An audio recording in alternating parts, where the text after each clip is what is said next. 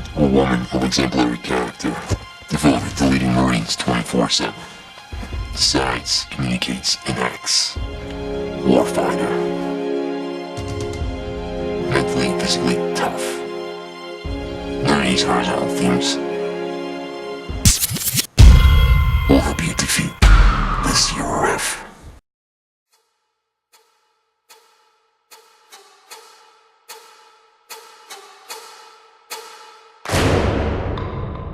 Welcome to Centralia.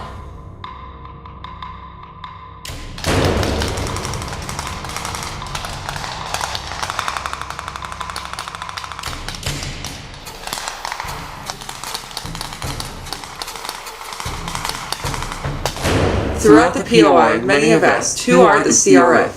As a platoon and a company, we have traversed the highlands and lowlands of Quantico, seeking out the Centralian Revolutionary Force with one mission: destroy. As the training progressed, we as a platoon came to realize no matter the amount of skill or training, destroying, much less delaying, this elusive force was an end state none of us would ever accomplish. But why? Why can we not achieve the objective? Let us go back to our movement out to Training Area 6. It was a day that would live in infamy. That day the Marines of 1st Platoon were meeting their match. Armed with barren weapons and loaded day packs, they set out on a 6-mile hike. A hike that would leave boots wet, faces windburned, and camis torn. A hike that would leave every last one of us wondering, what the hell am I doing here? The hike led us to an open LZ. There we would face the torrential 20-mile-an-hour winds to look for boxes. They call the training area the Widowmaker, and for a good reason. That day, many men went in and all but 2 came out. Some finding their boxes, some finding none. Some found the far side of the ASP using the magical escape azimuth of 180 degrees, and some never returned. James, where are you? Well, they did return, but it wasn't for like 2 hours, and by that point, they might as well have stayed out there. But I digress. The days leading up to that fateful day were filled with mild weather kissed with sunshine. The birds were chirping, the flowers were blooming, the hills were alive with music, and then, bam! India Company had a movement to a training area, and Beaver Dam Run overflowed, causing us to walk through waist-deep waters just to run up Application Trail. Then the winds came. Oh, those winds we will never speak of again. The winds were enough to make a grown man trade all of the Skittles from his MRE and 2 packs of cigarettes for 1 set of 3-hour-old hand warmers. We thought it was a fluke, but it wasn't. As India Company moved on to their squad effects, the weather appeared as though it was going to work in our favor. The weather in the days leading up to the field op were mild. They were tolerable, to say the most. That's all we needed. It's all we asked for. The Sunday came before we were set to leave on our mission to search for the CRF.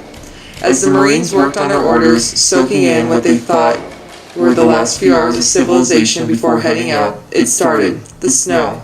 First it came down flake by flake, as if it were just passing through on its way up north, where it belonged. But it didn't. It didn't stop. It stayed and grew. Our operations were delayed a day, giving the CRF more time to prepare their defensive positions. Once again, India Company did not achieve the objective, and the CRF lived through another field exercise. It kept happening that way. Beautiful weather on the weekends, and then the minute we were on the move, the rain would start. As soon as the company guide picked up his guidon, the first drop would fall. It would turn into sleet and snow, only to stop the minute the company stopped. The winds would come and go, but only stay when we were in the field. We started asking, why us? That's when it all became clear. The CRF was controlling the weather. But who was controlling the CRF? There were clues everywhere, right in front of our eyes. It doesn't take the insight of the Hardy Boys or Nancy Drew to figure it out. The CRF is controlled by the India Company commanding officer. It was also clear. The Friday safety briefs given in the sunny courtyard with the CO wishing for snow, the XO's alma mater crest hanging in front of his door, the SPCs and AIs later to be discovered as members of the CRF, hovering over Stexes under the guise of instructing, while in actuality they were collecting intel on our orders and how we operated. They were always one step ahead of us, changing the uniforms that we had briefed in our well-prepared salutes, and not withdrawing as we had assumed they would in our draw-Ds. They had us right where they wanted us. Like Hansel and Gretel, they led us right to the witch's house, fattening us up with unnecessary amounts of MRE resupply, just to put us in the oven and feast on the flesh of the unsuspecting warrant officers. It didn't stop with the foul weather of the intel gathering. It spread to the parking lots. Well-meaning warrant officers would park in unmarked spots, only to find the next morning they had been sprayed with the letters M-A-C-E on them, causing hours of parking lot patrol. The empty dumpsters would overflow before sunrise, leaving battle-hardened seasoned Marines jumping on trash mounds just to get the lids to drop. We figured out who the CRF was. We solved the mystery. Well, almost. We didn't know how. How did they get the trash there? How did they mark the parking spots? How did they change the weather and overflow Beaver Dam Run? Days and weeks went by. Our brains were filled with fuck to pig and pick 'em deep, as well as max effective ranges and ammunition capabilities. We were too drained to realize, too tired to care. It became what we called Barrett Syndrome, much like Stockholm Syndrome, except we get the weekends off. Ring the bell, get the peanut, shut up and color, drink the Kool-Aid.